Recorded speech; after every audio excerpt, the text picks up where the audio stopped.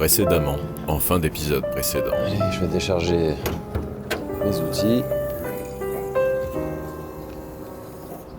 Et me reposer, j'en ai besoin.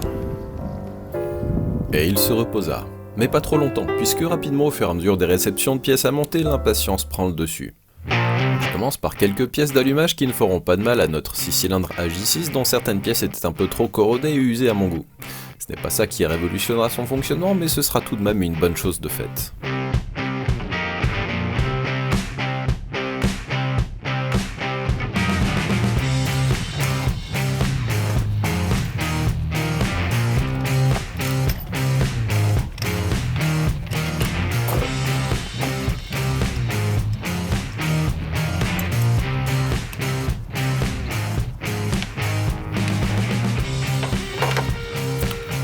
Les bougies reçues correspondent bien en tout point, que ce soit la longueur du filetage, la hauteur de l'électrode ou son gap. N'étant étrangement pas grand fan des clés dynamométriques pour pas mal d'opérations, je me contente d'y aller au feeling. Eh bien, n'en déplaise à certains, c'est parfois la méthode la plus sûre pour ne pas faire de conneries. Ne pas utiliser un bras de levier de 4 mètres est également une autre garantie de succès. N'oubliez pas que ces bougies ont très souvent une rondelle concave à écraser, il faut donc un minimum forcé pour les bloquer en place. Le bon moment pour arrêter de serrer est assez facile à cerner en fait. Sachez que si vous êtes un peu trop lâche sur ce fameux serrage, vous risquez de tout aussi sérieux ennuis qu'en forçant beaucoup. Certaines culasses au filetage arraché peuvent en témoigner.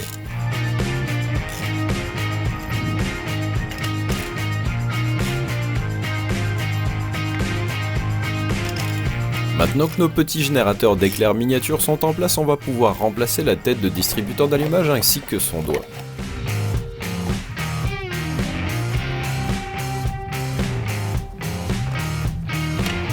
Je replace le faisceau au fur et à mesure du débranchement sur l'ancienne pièce, mais l'ordre d'allumage est de toute façon inscrit sur le moteur et le plot correspondant au premier cylindre est facile à trouver.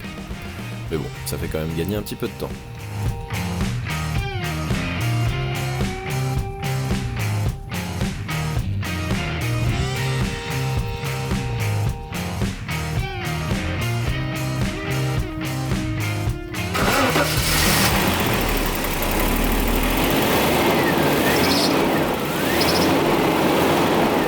Voilà, ça démarre, ça tourne à peu près comme avant. Chapeau à celui qui réussira à percevoir une différence.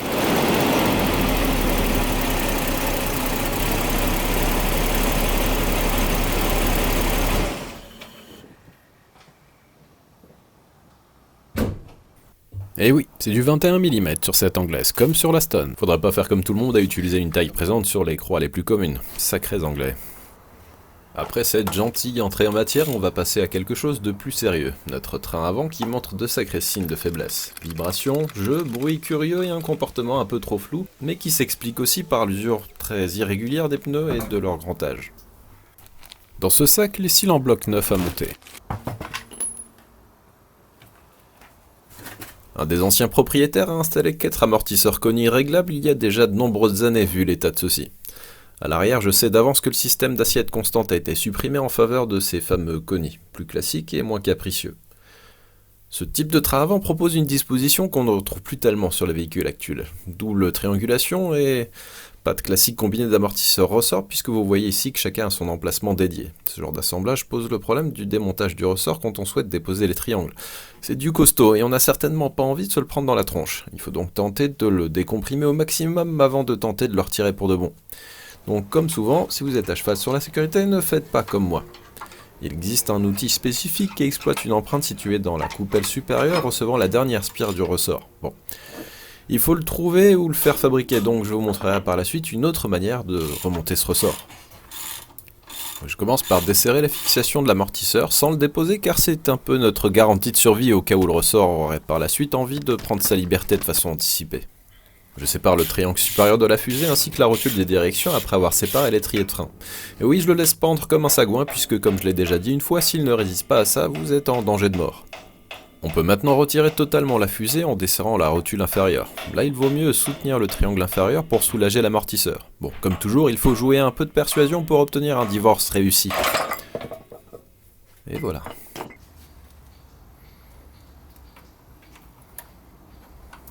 Je referme le triangle supérieur. On ne sait jamais.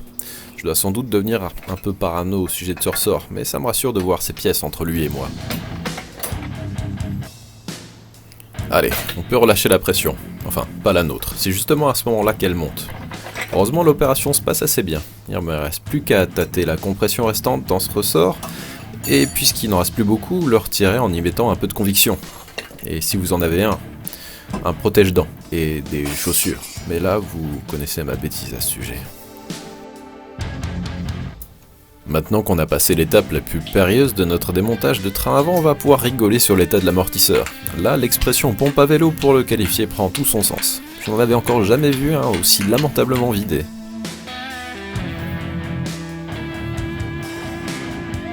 On peut tenter de retirer les triangles supérieurs et inférieurs. Pour y parvenir, il faut retirer leurs longues vis respectives et dans les deux cas, un obstacle va nous gêner. En bas, la biellette de direction qui est sur son chemin et en haut, la pompe du système de suspension variable qui assure également l'assistance au freinage.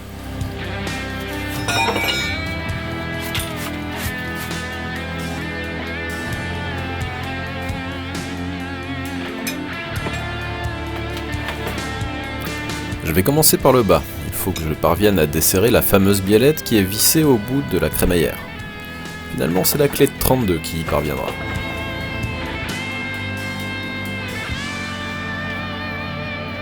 Bon, ce morceau est peut-être un peu trop engagé vu le peu d'action à l'image. On va se calmer.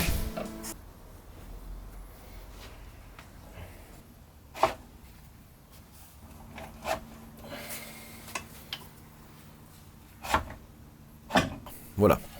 Ça, c'est pas de la vis de pacotille. Passons maintenant à la vis du haut. Je visualise ma prochaine victime fixée par 3 vis Torx. Je vais déjà commencer par débrancher les 2 canalisations hydrauliques. Et voilà. Le tout déposé. Je n'ai plus qu'à acheter une grande bouteille de LHM pour prévoir le remplissage quand je n'aurai fini avec toutes ces opérations sur le train avant.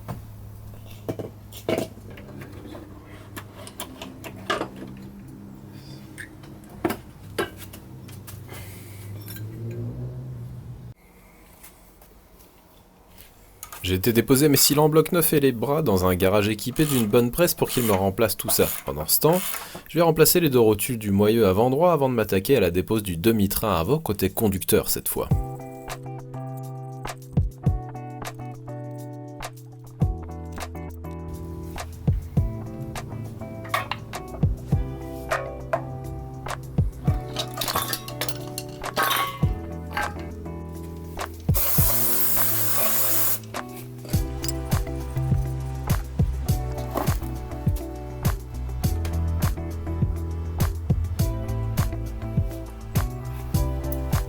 La rotule inférieure disposait de vis montées avec du frein filet. J'en remets donc une petite goutte avant de resserrer les 4 vis inférieures.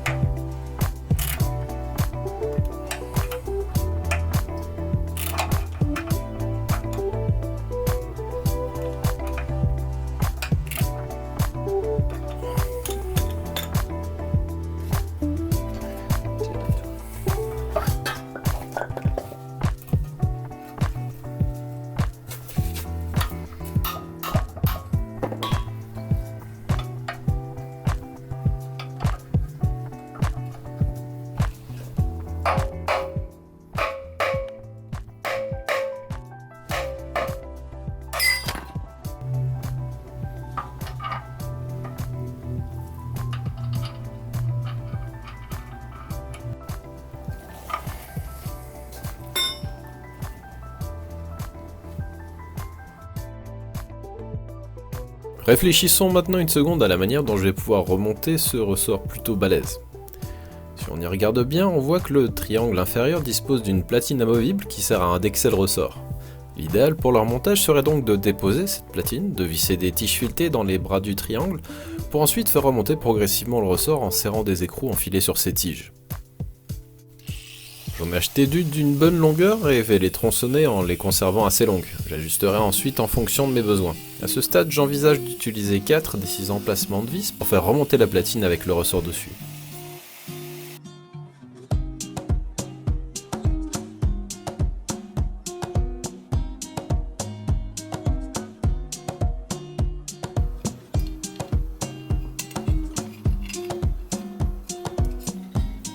Nous y voilà, vous comprenez peut-être mieux le principe avec ces images qu'avec mes explications peut-être un peu confuses. Alors passons ça en accéléré, c'était mon galop d'essai et sachez que j'ai mis environ 3 heures pour parvenir à remettre les 6 vis de la platine du triangle. Traduction, j'en ai un peu chié. Je vais donc un peu plus détailler le travail réalisé sur le second côté. Voilà déjà le démontage de la platine du triangle inférieur côté conducteur cette fois. À la lumière de ma précédente expérience, je choisis maintenant d'exploiter tous les emplacements disponibles pour les tiges filetées. Le gros souci rencontré de l'autre côté, c'était que leur sort pousse son support vers l'extérieur du triangle. Je me retrouve donc un peu décalé avec les filetages dans lesquels j'aimerais pouvoir enfiler les vis d'origine pour terminer l'assemblage du triangle. Avec 2 tiges filetées en plus, je peux maintenant, une fois arrivé quasiment au contact entre platine et triangle, déplacer légèrement cette première avec un tournevis pour guider une des vis qui prend alors la place d'une tige filetée préalablement retirée. Bon, je suis pas sûr d'avoir très bien compris ce que j'ai dit là, alors vous, disons qu'il faut peut-être se retrouver en situation pour bien saisir le problème.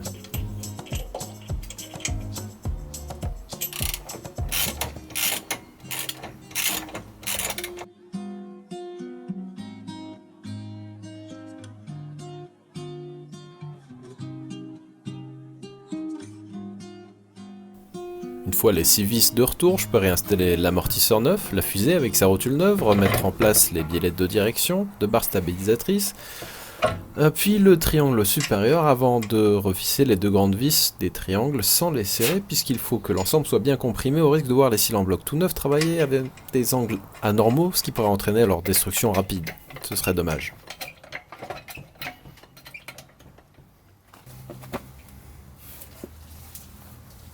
Je peux maintenant passer au remontage de toutes ces belles pièces neuves qui devraient permettre de retrouver une direction précise, sans vibration et sans bruit parasite.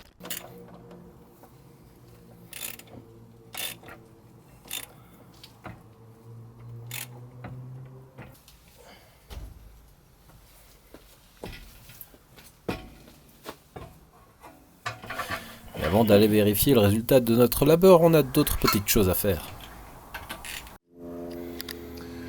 Bon, puisqu'on a notre kit de vidange de boîte, et ben on va s'en occuper. Surtout qu'elle est déjà levée, ça nous fera gagner du temps. Vis de vidange. Hop. Circuit de refroidissement. Et 6 vis pour déposer le carter de boîte, après l'avoir vidangé. Autant éviter une douche bien visqueuse.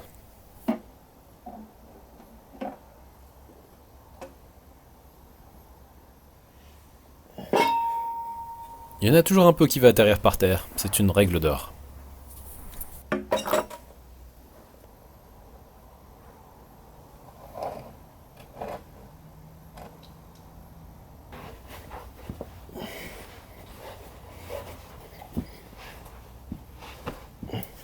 J'ai un peu perdu la main pour ramper.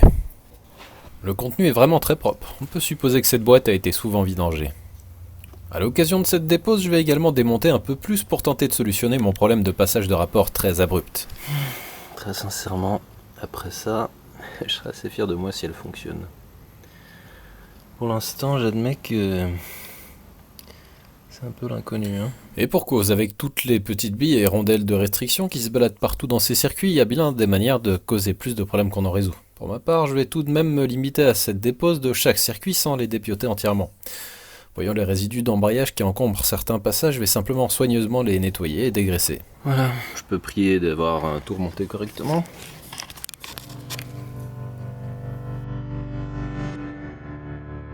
Carter.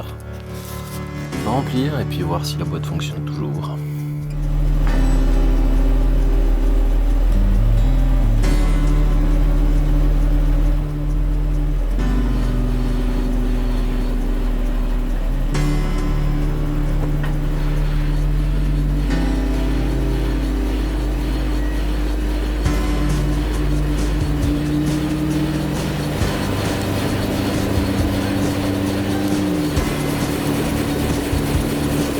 Alors, vous savez que je suis un fou furieux, donc je peux donner des conseils que je n'applique pas moi-même. Ne faites jamais tourner vos roues motrices à ces vitesses si près du sol, surtout quand l'arrière de la voiture n'est surélevé qu'avec un cric portant sur le différentiel.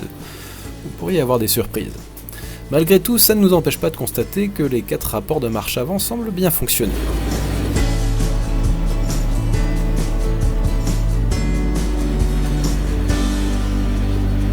Et la marche arrière aussi. Tout ça est de bon augure, on va pouvoir vérifier comment ça se passe en passant un peu plus de couple voiture au sol. On part donc faire un tour, l'occasion de constater du changement dans notre train avant normalement.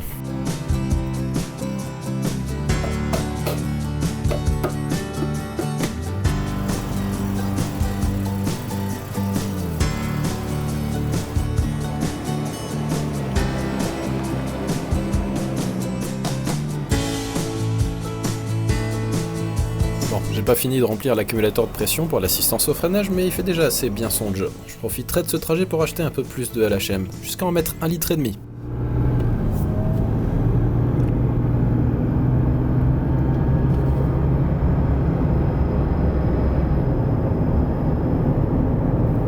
Alors, vous avez remarqué un changement là ? Eh oui, fini les énormes à-coups. La boîte fait enfin preuve de douceur, et ça change tout.